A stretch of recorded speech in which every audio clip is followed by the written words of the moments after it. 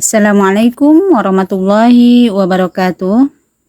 Bagaimana kabar anak-anakku semuanya? Semoga kalian semua dalam keadaan sehat walafiat dan tetap bersemangat sungguh-sungguh dalam menuntut ilmu. Karena orang yang bersungguh-sungguh itu dialah orang-orang yang akan sukses. Dialah orang-orang yang akan tercapai cita-citanya.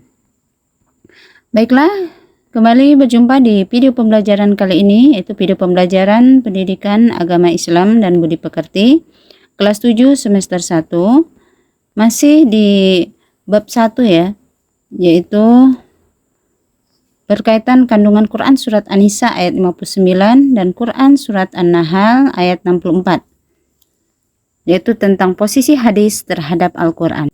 Adapun tujuan pembelajaran pada materi kali ini yaitu melalui pembelajaran berbasis produk, peserta didik dapat membuat karya berupa peta konsep, definisi hadis, dan fungsinya atas Al-Quran dalam Simple Mind Light. Pengertian hadis. Hadis adalah perkataan, perbuatan, dan takrir yang bersumber dari Nabi Muhammad SAW. Hadis sebagai sumber hukum yang kedua setelah Al-Quran. Ada beberapa ragam kata yang memiliki kemiripan makna dengan hadis, yaitu yang pertama khobar. Khobar itu berasal dari bahasa Arab, yaitu khobaro, artinya berita atau kabar.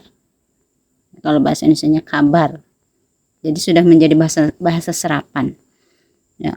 Jadi khobar yang dimaksud di sini adalah sesuatu yang berasal atau disandarkan kepada Nabi Muhammad SAW dan selainnya. Jadi segala sesuatu yang bersumber dari Nabi Muhammad SAW dan selain Nabi Muhammad SAW, itu namanya khobar. Yang kedua, sunnah. Apa itu sunnah? Sunnah adalah semua yang bersumber dari Nabi Muhammad SAW, baik itu perkataan, perbuatan, takrir, tabiat, budi pekerti, atau perjalanan hidupnya. Jadi mencakup segala sesuatu yang berhubungan atau bersumber, mencakup seluruh aspek dari Nabi Muhammad SAW, itu namanya sunnah. Yang ketiga, asar. Asar itu kalau secara bahasa Arabnya, secara bahasanya itu artinya, kalau bahasa Arab itu asar itu bekas. Apa yang dimaksud dengan asar di sini? Ada sesuatu yang disandarkan pada sahabat dan tabi'in, yaitu yang meninggalkan jejak, ya kan, bekas, sesuatu yang membekas, tapi itu bersumber dari sahabat dan tabi'in. Adapun fungsi hadis terhadap Al-Quran, yang pertama, bayan takrir. Untuk memahami bayan takrir, kalian terlebih dahulu harus menghafalkan kata kuncinya. Arti takrir itu menetapkan atau menguatkan. Bayan at-takrir disebut juga dengan bayan at-takkid dan bayan al-isbat. Nah, bayan at-takrir adalah menetapkan dan memperkuat apa yang telah diterangkan di dalam Al-Quran. Fungsi hadis ini memperkokoh isi kandungan Al-Quran.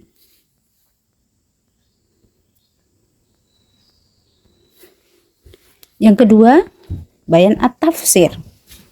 Kata kuncinya adalah menjelaskan. Bayan at-tafsir adalah penjelasan terhadap ayat-ayat yang memerlukan perincian atau penjelasan lebih lanjut, seperti pada ayat-ayat mujmal atau umum, global, mutlak, tidak mempunyai batasan, dan umum. Sehingga fungsi hadis ini adalah memberikan perincian atau tafsir dan penafsiran terhadap ayat-ayat yang masih mutlak dan memberikan takhsis, pengkhususan terhadap ayat-ayat yang masih umum. Yang ketiga, fungsi hadis terhadap Al-Quran yaitu bayan at-tasyri. Kata kuncinya kepastian hukum. Bayan at-tasri' adalah memberikan kepastian hukum Islam yang tidak ada di Al-Quran. Biasanya Al-Quran hanya menerangkan pokok-pokoknya saja. Contohnya zakat fitrah. Fungsi hadis terhadap Al-Quran yang keempat yaitu bayan an-nasakh. Kata kuncinya apa yang harus kalian hafalkan? Nasakh artinya menghapuskan atau membatalkan. Karena secara bahasa itu nasakh itu sama dengan ibtal, membatalkan, atau izalah, menghilangkan. Tahwil, memindahkan. Taghyir, mengubah. Jadi yang dimaksud bayan an-nasakh di sini adalah membatalkan ketentuan terdahulu atau hukum terdahulu sebab ketentuan yang baru dianggap lebih maslahat. Nah, ya. Demikian tadi ya pembahasan tentang fungsi hadis atau posisi hadis terhadap Al-Quran. Jika ada pertanyaan silahkan kalian tulis di kolom komentar. Assalamualaikum warahmatullahi wabarakatuh.